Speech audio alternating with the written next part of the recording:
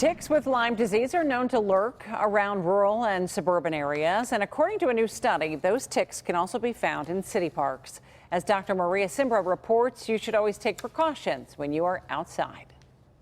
Do you think about getting Lyme disease in the city? We have a lot of deer around here. The animals are running out. I don't know if we're from the animals or... Do I worry about it? No.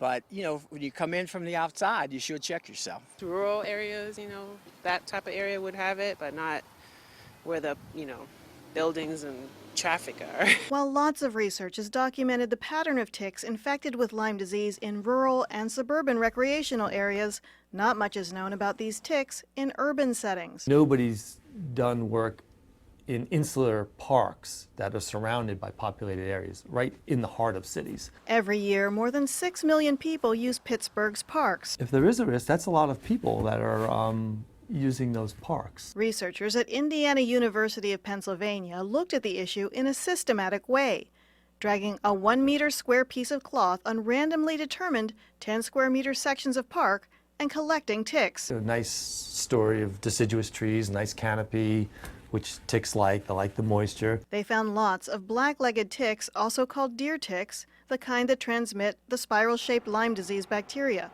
For every 100 square meters, 1 adult tick and 3 nymphs, a less mature form. Both types cause disease. In this lab at IUP, the collected ticks go through a process to look for the DNA of the Lyme disease bacteria. And we found just about 50% of the adults were infected and 20% of the nymphs.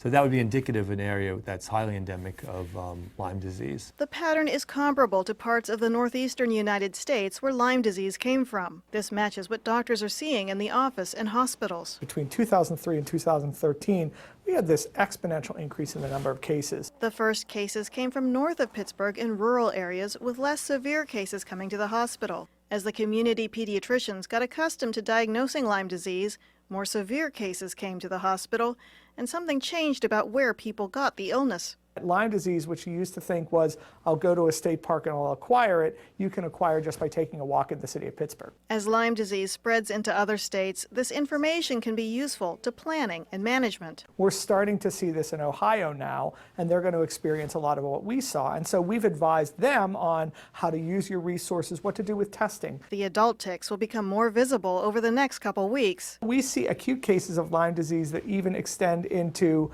early November. So tuck pants into socks and shirts into pants and use bug spray, even in the city. I'm Dr. Maria Simbra, KDKA News.